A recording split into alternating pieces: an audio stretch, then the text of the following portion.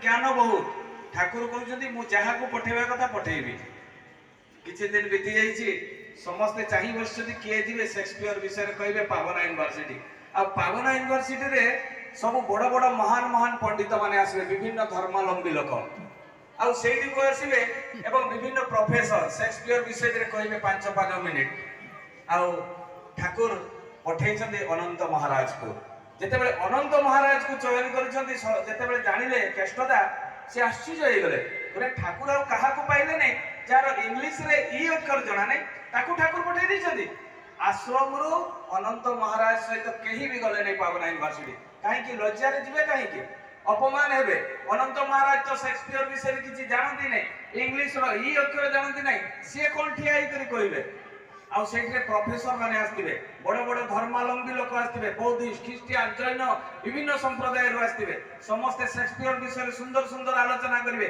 देखिला बेले ठाकुर अनंत महाराज को पठेइछन्ती केही भी आश्रम रु ताको सहित गले नै किंतु पावनार पाखापाखि किसी गुरु भाई आसते से सम्मेलन को से मैंने जगी था जे ठाकुर माने आश्रम रु किए आसबे जितेबले जड़े पर जड़े विभिन्न धर्मावलंबी शेक्सपियर विषय आलोचना कर 5-5 मिनिट से डकाला जे सत्संग रु किए से शेक्सपियर विषय कहे अनंत महाराज उठुंट जितेबले अनंत महाराज उठुंट किसी गुरु भाई पछआड़े थे से मैंने देखिक आश्चर्य कहले कहारी को ठाकुर पाइले अनंत महाराज को पठेइछन्ती अनंत महाराज उठी ठाकुर को प्रणाम करी से शेक्सपियर विषय आलोचना कले आलोचना करू करू 20 मिनिट बीती गला समस्ते निष्पक्ष भाव में ठिया होकर शुणुचंती शुणुवा भितरे जितेबले 20 मिनिट रु 25 मिनिट हो जाइए तापर तल को ओह्लैछन्ती प्रोफेसर पचारुछन्ती आपण शेक्सपियर विषय एते कथा कहले एगुडा को पाइले कोठू आज पर्यंत ए जिंस गुडा को कहीं जानि नाहंती अनंत महाराज कहते जे शेक्सपियर को जन्म करिछि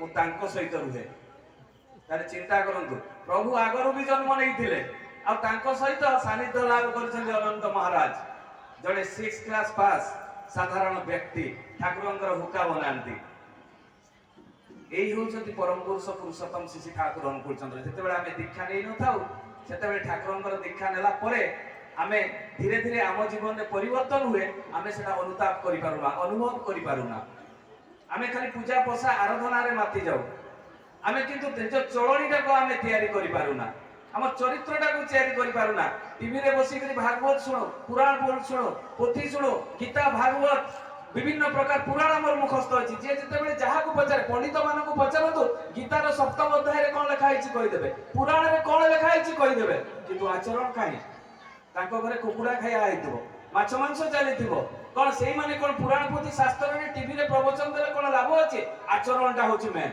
आ सत्संग जे आसे से आचरणटा प्रैक्टिस करे एठी कोनोसी प्रकार मंत्र तंत्र जंत्र रो अभ्यासगत नाही मनुष्य जीवन रे चरित्र रो परिवर्तन रो शिक्षा दिया जाए आ ताको जे करे से ता जीवन रे उन्नति लाभ करे सत्संग रे जे भी दीक्षा निये सत्संग रे जे भी दीक्षा निये से कोनोसी ठाकुर को काम करे ना बंचिबा बढ़िया पे ठाकुर धर्म देइछन्ती ठाकुर गोटे वाक्य कहले धर्म माने कोन बंचिबा बढ़िबा आ बंचिबा बढ़िया पे जहा जहा करनियो ठाकुर सही जिंसटा देइछन्ती ठाकुर को काम जीरो ठाकुर को गोटे काम मनुष्य को बंचिबा दीपिवा ता छडा आ किछि नुहे गोटे जीवन तो उदाहरण देबे जे आचरण रे करबा जिनिस दिने दुई दंपति रो विवाह होईछि विवाह हैला परे नववधू आसीछि घर को जेतेबेले आसीछि किछि दिन 4 दिन बीती जाईछि चतुर्थी परे सासू मां कहउछन्ती जे बहु तू टिके मते रांधी करी खुएले हेई न तांदा 4 दिन हलाणी मु तते खुउछि तू गुटे नुआ बहुटा आसीछु टिके मते खुएई देले होतानी से कहला हां ठीक निहाती खुएबी कहले कोन खुएबो मते सासू मां पचारछन्ती से कहले खिचुड़ी करी ना खुएबी कहले खिचुड़ी खुएबो कहले हां ठीक अछि खिचुड़ी कर सीधा लंबा लिस्ट आनी करी बहु धरै देला सासू मां को कहले मां एगुडा कोन एकला 30-40 टा आइटम मु तो जीवन रे एमिति केबे खिचुड़ी तयारी करिनी 5-6 टा आइटम रे खिचुड़ी हुए से टिके पनी परिवा पड़े हळदी टिके नुन टिके ए डाली टिके पड़े एइथिरे हेई जाय खिचुड़ी तू कोन एते लिस्ट करिछु अरे मां मु होटल मैनेजमेंट करिछि होटल मैनेजमेंट रे मु पीजी करिछि एवं होटल मैनेजमेंट रे खिचुड़ी केमिति तयारी करि देबी तुमे चाटी केना खाइ देबो तुम थाळीटा भी चाटी पकेइबो ठीक अछि सासू मां ताको पुओ को देइ देले लिस्ट गले लिस्ट आनिबा पई ताको पुओ आनी केना ताको स्त्री को देइ देले ताको स्त्री कहउछथि मां 40 मिनिट भीतर मो खिचुड़ी तयारी हेइबो किंतु डिस्टर्ब करबोनी मो कबाट मारी कर खिचुड़ी तयारी करबी 40 मिनिट परे मु तुमको खिचुड़ी खइबी बहु होटेल मैनेजमेंट करके एत बड़ पाठ पढ़ी शाशु माँ चिंता कहला ये सब कौन पाठ आमे तो कहारी पाठ पढ़ी रोषे करने आमे जहाँ रोषे कर खुए दो से तो समस्ते बहुत आनंद रे खाती बहु मोर गोटे किसी गोटे पाठ पढ़ी देखा आज खाइबा खिचुड़ी जहा हो बहु रोषे करने आरंभ कले रोषे करू करू 40 मिनिट बीतीगला 50 मिनिट बीतीगला घंटाटे हो गला शाशु माँ माने पुओ को कहते माँ ये पुओ देखिलु घंटाटे बीती गला बहु कौन कुआडे किसी असुविधा हो जाइए जा जा तू देखिबु जा जेते बेले पुओ कबाटटा खुलुछंदी खोलिला भितर देखुछंदी ताको स्त्री बसछंदी गोटे टूल उपरे एवं ताको मुंडो उपरे से ढाकुणीटा जो डेक्चीर ढाकुणीटा मुंडो उपरे दे दिसंदी सेते बेले ताको स्वामी ताको स्त्री पछे ए तोरा खिचुड़ी रांधुछ ए ढाकुणीटा मुंडो उपरे काहे के देछ अरे मु पूरा से बही रे लिखा है मुंडो उपरे ढाकुणीटा रखिया पे कहले भलो से पढु ना जे देखिला बेले को डेक्चीर मुंडो उपरे ढाकुणीटा रखिबा कथा से ता निजो मुंडो उपरे रखि देछि पुणी देखिला बेले को तोड़ा आड़ को देखुछि अरे तुम तो चुली जळाइनी तुम कोन रोसे करछ खिचुड़ी ले चुली मु जळाइनी से मुई किना देखला बेले को सतरे चुली जळाइनी आम जीवनटा भी ताहा प्रैक्टिकल आम किछि नै थियोरी किंतु पढी किना मुखस्थ कर दैछे जीवन चरित्र रे आम परिवार रे बहुत पूजा बसा करूछे विधि विधान नियम नीति सब पालन करूछे किंतु प्रैक्टिकल जीवन रे जीरो भाषण मु एठी मारुछि देखिले बेले घर को गला बेले चरित्रहीन काम करबी बदमाश करबी स्त्री सहित झगड़ा करबी पिला मानी को पिटिबी मार कथा मानिबी नै लाभ कोन हबो प्रैक्टिकल जीवन चरित्र रे पालन करिवार आवश्यकता रहिछि शिशि ठाकुर अनुकूल चंद्र प्रैक्टिकल कथा कहते हम प्रैक्टिकल निज परिवार को केमिति तैयारी करा जाय एठी आसीले शिक्षा मिले सेहिति पई तो रिसेंटली प्रॉफिट को ग्रहण करिवार आवश्यकता अछि जीवंत गुरु आमे जगन्नाथ को पाखरे निवेदन करबा से हमर दुख सुनिबे काहे कि विश्व ब्रह्मांडर मालिक किंतु से जोटा कहबे आमे कोन सुनि परिबा ना काहे कि दारु ब्रह्म सेति कि हमर साधना नै जे ताको कथाटा आमे सुनि परिबा किंतु आचार्य देव पाखरे निवेदन कले सेटा आमे सुनि परिबा काहे कि जीवंत रिसेंटली प्रॉफिट बा गुरु पुरुषोत्तम को काहे कि आमे ग्रहण करिबा काहे कि शिशि ठाकुर अनुकूल चंद्र को आमे ग्रहण करिबा मु तो कृष्णकर दीक्षा नै पारिताती रामकर दीक्षा नै पारिताती काहे कि शिशि ठाकुर अनुकूल चंद्रकर दीक्षा नेबी एटा हमको निहाती जानिबार आवश्यकता रही रिसेंटली प्रॉफिट सेहिति पई गीता रे कृष्ण क्लियर कर देले कोन क्लियर करे जदा जदा हि धर्मस्य ग्लानिर्भवति भारत अभ्युत्थानम धर्मस्य तदात्मासुजाम परित्राणाय साधुना विनाशाय च दुष्कृतम धर्म संस्थापनार्थाय संभवामि जुगे जुगे कोन कहिले गीता रे कहिले जेते बेले ग्लानि हेबो मु आसीबी मना कले कि कृष्ण मना कले मु आसीबी बोली मना कले गीता रे ना कहि क्लियर कर देले सेहिति पई तो 26 टा अवतार कच्छप अवतार मत्स्य अवतार वराह अवतार कूर्म अवतार राम अवतार कृष्ण जीसु मोहम्मद रसूल चैतन्य महाप्रभु शिशि ठाकुर अनुकूल चंद्र काहे कि एते अवतार से जानि छथि जुग माफिक जहा जहा आवश्यकता रिसेंटली जहा आवश्यकता ताहा आवश्यक से रिसेंटली पुरुषोत्तम देले हमर जेते बेले मोबाइल जेते बेले फास्ट बाहरिला पुराना वर्जन थिला किंतु आजिर डेट रे 5G बाहरिला माने रिसेंटली अप टू डेट भगवान मध्य ताहा रिसेंटली जहा आवश्यकता अप टू डेट हे करी आसी जंदे आ वर्तमान प्रत्येक टी सेते बेले आस्तिले गोटे गोटे राक्षस को माने बोध करि दिले किंतु आज तो प्रत्येक टी घरे राक्षस सृष्टि हे जंदे आज स्वामी स्त्री भितर संपर्क भलो नाही भाई भाई भितर संपर्क भलो नाही पिता पुत्र भितर संपर्क भाई नाही पड़ोसी सहित संपर्क आज भलो नाही ताले आज तो प्रत्येक टी घरे जदि बोध करि दिया जाय तो समस्त मरि जिवे सेहिति पई ए मनीष को ता भितर थिबा जो खराब गुणटा को बाहर करबा पई शिशि ठाकुर अनुकूल चंद्र आसी एवं से आसी ए जुग पुरुषोत्तम अप टू डेट पुरुषोत्तम रो आमे आवश्यकता काहे कि सेटा मु कहिबी स्वामी विवेकानंद ताकर गुरु के थिले रामकृष्ण ठाकुर से चाहिथिले तो कृष्णकर दीक्षा नै पारथांदे से तो रामकर दीक्षा नै पारथांदे स्वामी विवेकानंद को के न जाने ताको नारे कॉलेज स्कूल विराट विराट बहुत पिला माने ताको आइडियोलॉजी बोली मानंती रामकृष्ण ठाकुर दीक्षा नहीं बोली पथ सी निर्देशित जहाँ जहाँ कथा मानी बोलिका आज विश्व सारा जानती यहाँ हूँ रिसेंटली प्रॉफिट बा पुरुषोत्तम को धरिबार आवश्यकता ता माने कौन रिसेंटली प्रॉफिट को धरीदेले राम को छाड़ीदेवा कृष्ण को ना से गीतार कथा सर्वधर्म परित्यज्य मामेकं शरणं व्रज अहं तं सर्व पाप मोक्षमाप्स्यते एटा कहा को कहले अर्जुन को कहले किए कहले स्वयं कृष्ण कौन कहले जे तू मोर मते अनुसरण कर काई रिसेंटली प्रॉफिट करे कृष्ण सेहिति पे अर्जुन को कहले जे तू मते अनुसरण कर मो कथा मान तू कोनोसी प्रकार चिंता कर नै मु मोक्षर रास्ता तते देबी ता माने होची सेइटा तारे कोन राम को छाड़ीबा कथा कृष्ण कहले ना तांको मानिले से सब देवा देवी तांको भीतर से पूजा पाइबे ताकर जो पूर्व अवतार कच्छ अवतार मत्स्य अवतार वराह अवतार कूर्म अवतार राम सब पूजा पाइबे कृष्ण को जदि तमे पूजा कर सेही कथाटा से दर्शेले सेमिति शिशि ठाकुर अनुकूल चंद्र को आम पूजा कले कहारी को त्याग करबार कथा कहनी से पूजा कले समस्त देवादेवी को पूजा पाई तेणु तो से श्लोकटा कहुई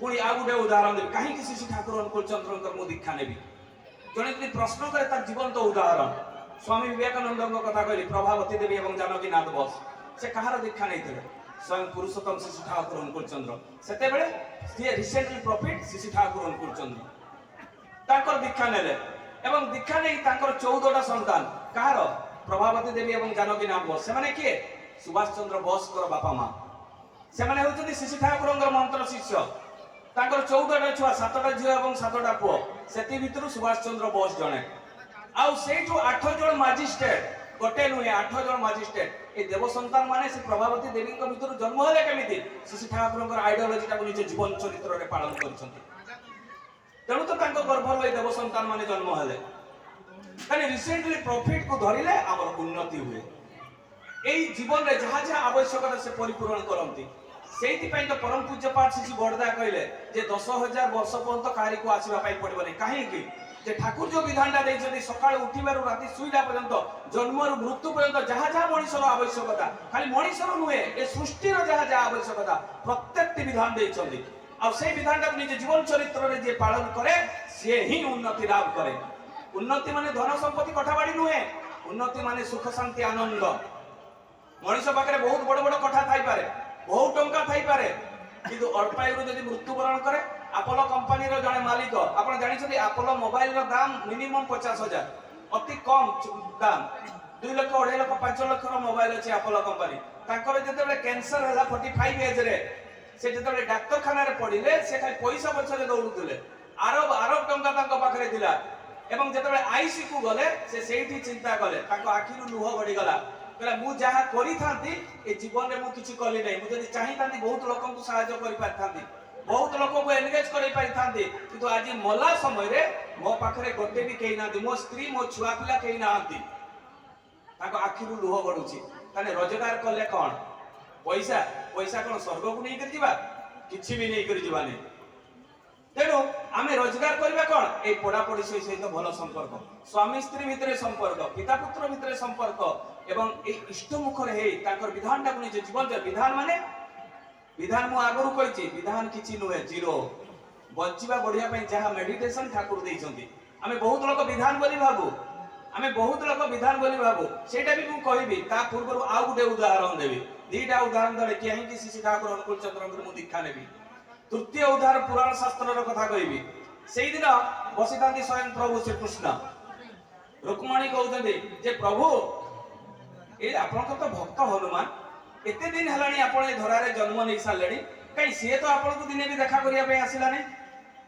देखो केते बड़ कथा रुक्मणी कहते जिते बड़े एते बड़ कथा से कहते ये कहला भितर प्रभु श्रीकृष्ण कहते ठीक अच्छे मु हनुमान को डकई पड़ुची गरुड़ को डाकिले ए गरुड़ तुम्हें जाओ हनुमान को डाकी कर आण भले गरुड़ हनुमान को प्रणाम कले प्रणाम कर जे विश्व ब्रह्मांड मालिक स्वयं प्रभु श्रीकृष्ण तुमको डाकी आस हनुमान को मु कहीं जीवी मोर जीवन कांडारी होती प्रभु रामचंद्र मोर भगवान होती प्रभु रामचंद्र मोर जीवन सी होती आराध्य देवता प्रभु रामचंद्र मु कहीं कृष्ण को देखा करने जीवी हनुमान पूरा मना करदे जिते हनुमान मना करदे गरुड़ आसिले स्वयं प्रभु पाखक कहले प्रभु हनुमान को कहली किंतु सी आपन को देखा करने आसबने कहले कहीं तू कौन कहलु कि से गरुड़ कहते प्रभु मु कहली विश्व ब्रह्मांड मालिक ए जुगर से स्वयं भगवान तांको देखा करने कहले अरे तू तो सही भूल करदेलु तू जा आउ थे कहले प्रभु मु आउ जीविनी हनुमान जदि मते पिटी पिटा दिए मु मरी जीवी मु आउ जीविनी कहले अरे मु तो सही अच्छी तू जा हनुमान को कहबो जे तोर जीवन रो कांडारी जे तोर जे भगवान से ही जुगरे आछथि ताको दर्शन करिया पे आसीबो पुणी गरुड़ गल जाई किना जते बेले हनुमान को कहउछथि तुमे थरे आसिलो प्रभु श्रीकृष्ण कथा कहलो पुणी एथरो कहउछो सेही प्रभु रामचंद्र आछथि तुम कथा विश्वास करबी केमिति मोर इच्छा हले मु जीवी हनुमान पूरा डायरेक्ट कहि देले स्वयं गरुड़ आसिले आसिकिना प्रभु को सेही कथा कहले जेते बेले कहिले से कहले हो ठीक अछि किछि दिन बीती गला पर हनुमान आसिले स्वयं प्रभु श्रीकृष्ण को दर्शन करिया पई ଯେତେବେଳେ ଦ୍ୱାରପାଳ ତାଙ୍କୁ ପରିଚୟ ପଚାରିଲା ସେତେବେଳେ ହନୁମାନ ପଶିଗଲେ। ତାଙ୍କୁ କିଏ ଅଟକେଇବ? ସିଏ ତ ରୁଦ୍ର ଅବତାର, ସ୍ୱୟଂ ଶିବଙ୍କର ଅବତାର, ତାଙ୍କୁ କିଏ ଅଟକେଇ ପାରିବ? ସିଧା ପଶିଗଲେ ରାଜ ଦରବାର ଭିତରେ। ସ୍ୱୟଂ ପ୍ରଭୁ ଏବଂ ରୁକ୍ମଣୀ ବସିଥାନ୍ତି, ତାଙ୍କୁ ଯାଇକରି ଠିଆ ହେଲେ ତାଙ୍କ ସାମ୍ନାରେ, ଆଉ ପ୍ରଣାମ ବି କରୁନାହାନ୍ତି। ସେତେବେଳେ ସ୍ୱୟଂ ପ୍ରଭୁ ଶ୍ରୀକୃଷ୍ଣ କହୁଛନ୍ତି, ଆରେ ହନୁମାନ ତମେ କଣ ମତେ ଚିହ୍ନି ପାରିଲନି? କହିଲେ ହଁ ମୁଁ ତ ଦେଖୁଛି ତମେ ଶ୍ରୀକୃଷ୍ଣ, ମୁଁ ଏଟା ତ ଜାଣିଛି। କହିଲେ ଭଲ ଭାବରେ ତୁମେ ଦେଖ, ତୁମେ ତୁମର ଆରାଧ୍ୟ ଦେବତାଙ୍କୁ ତୁମେ ଆରାଧନା କରି ଦେଖ ମତେ। ଯେତେବେଳେ ସେ ହନୁମାନ ଭଲ ଭାବରେ ଦେଖୁଛନ୍ତି, ସେ କୃଷ୍ଣଙ୍କ ଭିତରେ ରାମଙ୍କ ସ୍ୱରୂପ ଦେଖୁଛନ୍ତି। ଆଶ୍ଚର୍ଯ୍ୟ ହେଇଗଲେ ହନୁମାନ, ସିଧା ନତମସ୍ତକ ହେଇକରି ତାଙ୍କୁ ପ୍ରଣାମ କରି ପକେଇଲେ ଏବଂ କହୁଛନ୍ତି ଯେ ପ୍ରଭୁ ଏ ଜନ୍ମରେ ବି ଆପଣ, ତାହେଲେ ମା ସୀତା କାହାନ୍ତି? ସ୍ୱୟଂ ପ୍ରଭୁ ଶ୍ରୀକୃଷ୍ଣ ହାତ ବଢେଇ ଦେଲେ ରୁକ୍ମଣୀଙ୍କ ଆଡକୁ। ଯେତେବେଳେ ରୁକ୍ମଣୀଙ୍କୁ ଦେଖୁଛନ୍ତି ସେତେବେଳେ ସୀତାଙ୍କ ସ୍ୱରୂପ ତାଙ୍କ ଭିତରେ ଦେଖାଯାଉଛି। ଯେତେବେଳେ ସୀତାଙ୍କ ସ୍ୱରୂପ ଦେଖାଯାଉଛି ହନୁମାନ କାନ୍ଦି ପକେଇଲେ, କହିଲେ ଏଇ ଯୁଗରେ ବି ଆପଣ, ମୁଁ ଅଧମ ଏତେ ଦିନ ହେଲାଣି ମୁଁ ଏକୁଟିଆ ରହିଛି। ତାହେଲେ ଏଇ ଯୋଉ ପୁରାଣ ଶାସ୍ତ୍ରର ଆମେ ଶିଖିଲେ କେମିତି? ଯେତେବେଳେ ଯେତେବେଳେ ରିସେଣ୍ଟ ପ୍ରଫିଟ ଆସିବେ, ପୁରୁଷୋତ୍ତମ ଆସିବେ, ତାକୁ ସ୍ୱୀକାର କରିବା ପାଇଁ ପଡିବ। ଯଦି ସ୍ୱୀକାର ଆମେ ନ କରୁ, ରିସେଣ୍ଟଲି ଅପ୍ ଟୁ ଡେଟ୍, ଯେମିତି ମୋବାଇଲରେ ଅପ୍ ଟୁ ଡେଟ୍ ହଉଛି, ଅପ୍ ଟୁ ଡେଟ୍ ବିଧାନ ଗୁଡାକ ଆମେ ପାଇବା ନାହିଁ। ତାହେଲେ ବିଧାନ କଣ? ଆମେ ସବୁବେଳେ ବିଧାନ ବିଧାନ କହୁ, ମୁଁ ଯେତେବେଳେ ବୁଝାଇ ସେଗୁଡାକ ମେଡିଟେସନ କୁହେ। ସକାଳୁ ଉଠିକିନା ନାମ ଧ୍ୟାନ କରିବା। କାହା ପାଇଁ ନାମ ଧ୍ୟାନ କରିବା? ନିଜ ପାଇଁ, ଠାକୁରଙ୍କ ପାଇଁ ନୁହେଁ। ତାହେଲେ ନାମ ଧ୍ୟାନ କଲେ ଆମର କଣ ବେନିଫିଟ ହବ? ଆମେ ଯୋଉ ଠାକୁରଙ୍କୁ ବ୍ରହ୍ମ ମୁହୂର୍ତ୍ତରେ ଉଠିକିନା ନାମ ଧ୍ୟାନ କରିବେ, ଆମର କଣ ବେନିଫିଟ? ଆମେ ଯେତେବେଳେ ଚକ୍ରପଟକୁ ଦେଖି ନାମ ଧ୍ୟାନ କରୁ, এই ମୁଣ୍ଡ ଭିତରେ ପିଟ୍ୟୁଟାରୀ ଏବଂ ପିନାଇଲ ଗ୍ଲାଣ୍ଡ ଥାଏ। ଏଗୁଡାକ 9 କ୍ଲାସର ଷ୍ଟୁଡେଣ୍ଟ ମାନେ ସବୁ ପଢନ୍ତି ସ୍କୁଲରେ। ତ ଯେତେବେଳେ ଆଜ୍ଞା ଚକ୍ର ହଉଛି ଏଇଟା, ସେଠି ଯେତେବେଳେ ଆମେ ଚକ୍ରପଟ ଭିତରେ ଠାକୁରଙ୍କର ପ୍ରତିଛବି ଥାଏ, ଆମେ ଯେତେବେଳେ ତାକୁ ଲକ୍ଷ୍ୟ କରିକି ନାମ ଧ୍ୟାନ କରୁ, ସେଇ ପିଟ୍ୟୁଟାରୀ ଏବଂ ପିନାଇଲ ଗ୍ଲାଣ୍ଡ ମେଲାଟୋନିନ କ୍ଷରିତ ହୁଏ, ପିଟ୍ୟୁଟାରୀ ଗ୍ଲାଣ୍ଡ 9 ପ୍ରକାର ରସ କ୍ଷରିତ ହୁଏ। ସେଗୁଡାକ ଯେତେବେଳେ ମିଶ୍ରିତ ହୁଏ, ସ୍ନାୟୁ ଗୁଡାକ ଦୁର୍ବଳ ହୁଏ ନା, ବ୍ରେନ ସେଲ ଡେଭଲପ ହୁଏ ଏବଂ ଆଖିର ପାୱାର 40 ବର୍ଷ ପର୍ଯ୍ୟନ୍ତ କମେ ନା, ଏବଂ ଶରୀର ସବୁବେଳେ ସତେଜ ଥାଏ। ଏବଂ ଯଦି ଆମେ ତାକୁ ଗୁଗଲରେ ସର୍ଚ୍ଚ କରିବା, ନାମ ଧ୍ୟାନ କଲେ କଣ ବେନିଫିଟ ହୁଏ, 40 ପ୍ରକାର ଆମର ବେନିଫିଟ ପାଇପାରିବା। ତାହେଲେ ଏଗୁଡା କଣ ଠାକୁରଙ୍କ ପାଇଁ କରିବା ନା ନିଜ ଶରୀର ପାଇଁ କରିବା ନାମ ଧ୍ୟାନ? ଆମେ ଭାବୁ ନାମ ଧ୍ୟାନ କଲେ ବୋଧେ ଠାକୁରଙ୍କର କାମ, ସେଇଥିପାଇଁ ଆମେ ନାମ ଧ୍ୟାନ କରୁନା। ଆମେ ଠାକୁର ଦେଇଥିବା ବିଧାନ ଗୁଡାକ, ମେଡିଟେସନ ଗୁଡାକ ଯଦି ଆମେ କରିବୁ, ମାନସିକ, ଆଧ୍ୟାତ୍ମିକ ଏବଂ ଶାରୀରିକ ତିନିଟା ସୁସ୍ଥ ରହିବା। ଜଣେ ଦୌଡୁଛି ସକାଳୁ ମର୍ଣ୍ଣିଂ ୱାର୍କ କରୁଛି ଶରୀର ପାଇଁ, ମନ ପାଇଁ ନୁହେଁ, କିନ୍ତୁ ଠାକୁରଙ୍କ ବିଧାନଟାକୁ ଜଣେ ଯଦି ପାଳନ କରେ, ମନଟା ବି ତାର ସୁସ୍ଥ ରହିବ। ମାନେ ଆଧ୍ୟାତ୍ମିକ, ମାନସିକ ଏବଂ ଶାରୀରିକ ତିନିଟା ତାର ସୁସ୍ଥ ରହିବ। ଆଉ କେମିତି ସୁସ୍ଥ ରହିବ ସେଇଟା, ଜଣେ ଶରୀର ଠିକ ଅଛି, ହାଟା କାଟା ଅଛି, ତାର ମର୍ଣ୍ଣିଂ ୱାର୍କ କରୁଛି, କିନ୍ତୁ ସ୍ୱାମୀ ସ୍ତ୍ରୀ ଭିତରେ ଝଗଡା ହେଲେ ମନଟା ତାର ଦୁଶ୍ଚିନ୍ତାକୁ ଚାଲିଯାଏ। ବହୁତ ଗୁଡା କେସରେ ଦେଖାଯାଇଛି, ବଡ ବଡ ଆଇଏଏସ ଅଫିସର ମାନେ ବିଷ ଖାଇକିନା ମରିଯାଆନ୍ତି। କାହିଁକି? ୱାଇ? ତାର ମନଟା ଠିକ ନଥାଏ, କଣ୍ଟ୍ରୋଲ କରିପାରନ୍ତି ନାହିଁ, ତାଙ୍କର ପେସେନ୍ସ ଥାଏନି, ସେଇଥିପାଇଁ ବିଷ ଖାଇ ମରିଯାଆନ୍ତି, ଫାଶୀ ହେଇ ମରିଯାଆନ୍ତି, କିଏ ଟ୍ରେନ ଭିତରେ ବେକ କାଟିକିନା ମରିଯାଆନ୍ତି। କେତେ ଏଜୁକେଟେଡ ପର୍ସନ, ହାଇ ଲିଟରେଟ ପର୍ସନ। କାହିଁକି? ଏଇଥିପାଇଁ ଯେ ତାଙ୍କ ଜୀବନ ଗୁରୁ ନାହାନ୍ତି। ତାପରେ ନାମ ଧ୍ୟାନ କରି ସାରିଲା ପରେ କଣ କରିବା? नाम ध्यान कर सारा पर प्रणाम करबा, ओम ब्रह्म परब्रह्म प्रमाणित रहबा, स्वामी दयानंद चरण कड़ी कड़ी प्रणाम कर सारिला पर सत अनुज्ञा दिनटे 3 थर पढ़िबा पई पड़े।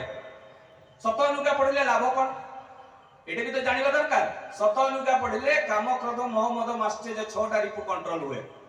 मु अक्रोधी, मु क्रोध करिबा नै, मु अमानी, कारी कथा अमानी हेबी नै, ए गुडा को पॉइंट बाय पॉइंट जदी हमें कहू आ बुझू ताले आम भीतर किछि ना किछि कंट्रोल हुए। ताने 6टा रिपु पई इबा करा जाय। एटा कोन ठाकुरंकर काम ना निजे कंट्रोल हेबा पई करा जाय। तापरे कोन करा जाय? जेतेबेले सत अनुज्ञा पाठ कर सारला परे इष्टभूति ब्रह्म मुहूर्त सूर्य उदय पूर्व इष्टभूति दिया जाए। इष्टभूति 5टा महायज्ञ जे इष्टभूति दिए ए विश्व ब्रह्मांडर प्रत्येकटी यज्ञ पूर्ण हुए।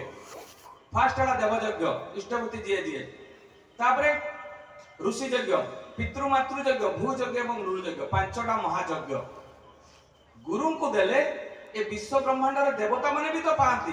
कीट पतंगरु आरंभ करिकिना गछ तरुलता समस्ते पाती। सेहिति पई तो गुरु गीतारे लेखा आइछि।